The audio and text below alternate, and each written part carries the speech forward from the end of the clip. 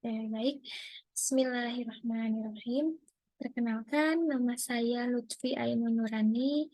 Saya di sini akan mempresentasikan hasil jurnal refleksi saya terhadap mata kuliah Filosofi Pendidikan Indonesia yang telah diampu pada semester pertama lalu. Pada seminar pendidikan profesi guru, lanjut saja kita langsung ke pembahasan mereview pengalaman belajar saya selama mengikuti perkuliahan. Ada banyak hal baru yang saya dapatkan, terutama bagaimana dasar-dasar pendidikan di Indonesia. Nah, selama mengikuti perkuliahan filosofi pendidikan Indonesia, ada beberapa topik yang dibahas waktu itu. Yang pertama itu adalah topik pertama perjalanan pendidikan Indonesia nasional. Topik ini membahas mengenai perjalanan pendidikan sebelum kemerdekaan atau pada saat zaman kolonial dan setelah kemerdekaan dari perspektif pemikiran Ki Hajar Dewantara. Pada awal topik, saya diarahkan untuk merefleksi bagaimana alasan menjadi guru untuk memantik gairah saya sebagai seorang guru dan harus bangga akan hal itu. Kemudian pada topik kedua, dengan judul besar Dasar-Dasar Pendidikan Ki Hajar Dewantara. Pada topik ini, saya belajar mengenai secara mendalam pemikiran filosofi Ki Hajar Dewantara tentang pendidikan, sekaligus menelaah dan menganalisis pidato Ki Hajar Dewantara yang waktu itu sebagai Dewan Senat Universitas Gadjah Mada yang menjadi landasan utama untuk membangun argumen kritis dan reflektif saya terhadap esensi pendidikan Ki Hajar Dewantara. Kemudian pada topik ketiga dengan judul Identitas Manusia Indonesia, topik ini saya diberi kesempatan untuk membangun perspektif kritis saya tentang pengembangan pendidikan Indonesia. Pada akhirnya, saya menyadari bahwa keberagaman budaya di Indonesia itu ternyata menjadi salah satu kekuatan pendidikan Indonesia untuk menjadikan nilai-nilai luhur dan akar-akar budaya tersebut pada setiap daerah sebagai sumber belajar dalam menguatkan identitas manusia Indonesia. Selanjutnya pada topik keempat, yaitu tentang Pancasila sebagai pondasi pendidikan Indonesia. Nah, di sini saya belajar difokuskan pada pemahaman nilai-nilai Pancasila sebagai entitas dan identitas bangsa Indonesia. Selain itu juga, pembelajaran difokuskan pada penelaahan profil pelajar Pancasila dan perwujudannya pada pendidikan yang berpihak pada murid dalam pendidikan abad ke-21. Kemudian pada topik terakhir, yaitu topik 5 tentang telaah baik pendidikan yang memerdekakan. Secara umum, topik ini membahas mengenai telaah praktik baik sekolah-sekolah yang telah menerapkan filosofi Ki Hajar Dewantara dan mahasiswa diberi kesempatan untuk mempresentasikan strategi mewujudkan pendidikan yang berpihak pada anak.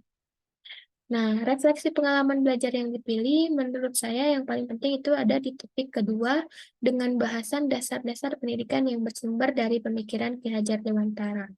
Alasan topik tersebut penting adalah karena pada topik inilah pendidikan dibahas mulai dari akarnya, bagaimana pendidikan seharusnya berjalan di Indonesia, dan bagaimana seharusnya para calon guru profesional memandang peserta didik dalam pendidikan Indonesia.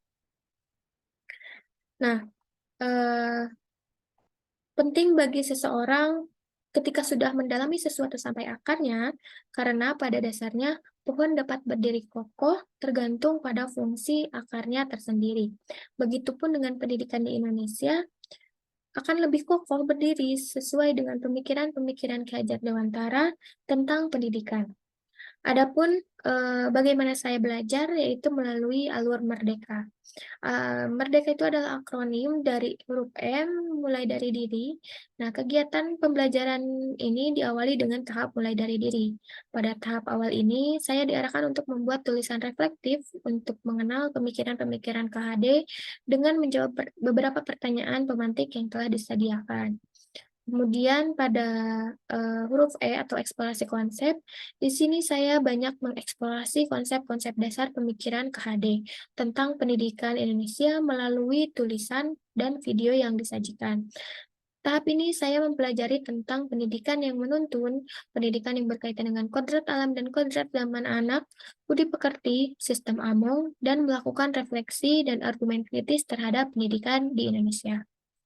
Kemudian pada R atau ruang kolaborasi, tahap ini yaitu tahap yang mana saya dan rekan satu kelompok berdiskusi mengenai nilai-nilai luhur kearifan budaya daerah asal yang relevan menjadi penguatan karakter peserta didik sebagai individu sekaligus sebagai anggota masyarakat untuk menebalkan laku peserta didik dan menuntun kekuatan kodrat peserta didik yang dapat diimplementasikan pada konteks lokal atau nilai-nilai luhur sosial budaya di daerah asal masing-masing. Kemudian pada tahap demonstrasi kontekstual, saya diinstruksikan untuk membuat satu karya, bisa dalam bentuk karikatur, infografis, podcast, video pendek, dan lain-lain, untuk menggambarkan pemikiran filosofis Ki Hajar Dewantara. Kebetulan karya yang saya buat berbentuk media infografis tentang gambaran pemikiran KHD terhadap pendidikan Indonesia. Selanjutnya pada tahap elaborasi pemahaman, pada tahap ini saya dilatih menghayati pemikiran KHD dan bagaimana penerapannya pada konteks lokal sosial budaya di daerah saya sendiri. Kemudian pada koneksi antar materi, di sini saya diajak untuk meninjau ulang keseluruhan materi dari awal hingga akhir dan dibuat dalam bentuk artikel sederhana. Kemudian pada aksi nyata, ini tahap terakhir, saya diarahkan untuk menjawab pertanyaan refleksi sebagai bentuk mendokumentasikan kontribusi nyata saya, penerapannya pemikiran Ki Hajar Dewantara di sekelas dan sekolah sebagai pusat pengembangan karakter. Kemudian sebelum ke situ, saya akan mempresentasikan strategi belajar saya selama mempelajari mata kuliah ini, yaitu dengan model belajar tatap muka secara langsung bersama dengan dosen pengampu, asinkronus atau belajar mandiri, serta berdiskusi dengan rekan satu kelompok dan satu kelas. Beberapa strategi yang dilakukan itu untuk mempelajari topik ini bertujuan untuk membantu pemahaman saya terhadap materi tentang dasar pemikiran-pemikiran Ki Hajar Dewantara mengenai pendidikan di Indonesia. Nah, adapun artefak pembelajaran yang sudah selesai saya kumpulkan, itu tergantung dari tahap-tahap dari alur alur Merdeka Belajar, yaitu yang pertama mulai dari diri, yaitu saya berhasil membuat respon-respon pada pertanyaan pemantik. Jadi di dalam mulai dari diri ini ada pertanyaan-pertanyaan pemantik yang kemudian saya jawab dan direspon pertanyaan pemantik itu berupa tulisan. Kemudian pada eksplorasi konsep, terdapat pertanyaan refleksi lagi dan argumen kritis terhadap makna menuntun dalam proses pendidikan anak dalam konteks sosial budaya, pendidikan anak yang perlu dipertimbangkan kodrat alam dan kodrat zamannya, dan pendidikan yang memerdekakan murid. Nah, di sini saya artefak pembelajarannya berupa tulisan berupa dari pertanyaan reflektif dan argumen kritis saya. Kemudian pada ruang kolaborasi, di sini artefak yang saya buat yaitu tayangan PowerPoint yang disusun secara bersamaan dengan rekan kerja kelompok saya. Adapun isi PPT tersebut membahas tentang nilai luhur sosial budaya daerah asal saya bersama rekan kerja kelompok sebagai tuntunan proses dalam pendidikan. Kemudian pada tahap demonstrasi kontekstual, di sini saya kebetulan membuat media infografis yang mana membahas tentang pemikiran-pemikiran Ki Hajar Dewantara. Mengapa menggunakan media infografis? Karena menurut saya mudah dituangkan dalam bentuk yang menarik dan dapat mudah dipahami juga.